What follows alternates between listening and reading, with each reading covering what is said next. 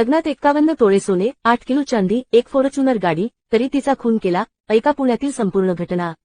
मित्रांनो, पिंपरी चिंचवडमधील ही घटना ऐकून तुम्हाला धक्का बसेल. 2 वर्षापूर्वी वैष्णवीने शशांक हगवणे यांच्याबरोबर प्रेमविवाह केला. लग्नामध्ये वैष्णवीच्या वडिलांनी हुंड्यात तिला तब्बल 51 तोळे सोने, 8 किलो चांदी आणि फॉर्च्युनर गाडी दिली. नवऱ्याला 1.5 लाखाचा मोबाईल गिफ्टमध्ये दिला. जेव्हा ते दोघे वैष्णवीच्या माहेरी यायचे तेव्हा वैष्णवीच्या नवऱ्याला 2 लाख रुपये हमखास मिळायचे. करोडो रुपये लग्नात मुलीच्या वडिलांकडून खर्च करण्यात आले. लग्न झाल्यानंतर सासरच्या माणसांकडून वैष्णवीला त्रास देण्यास सुरुवात केली. जेव्हा वैष्णवी गर्भवती राहिली तेव्हा शशांकने तिच्या चरित्रावर संशय घेतला. हे बाळ माझं असू शकत नाही असा आरोप त्याने वैष्णवीवर केला. या छळाला कंटाळून तिने उंदीर मारण्याचं औषध घेतलं आणि आत्महत्या करण्याचा प्रयत्न केला, पण सुदैवाने तिला तिच्या वडिलांनी दवाखान्यात दाखल केलं आणि ती वाचली. जेव्हा ती दवाखान्यात ऍडमिट होती तेव्हा तिच्या सासरकडून एक सुद्धा व्यक्ती तिला बघण्यास आला नाही. त्यानंतर ती बरी झाल्यानंतर 15 दिवसांनी वैष्णवीच्या सासऱ्यांना जमीन खरेदी करायची होती.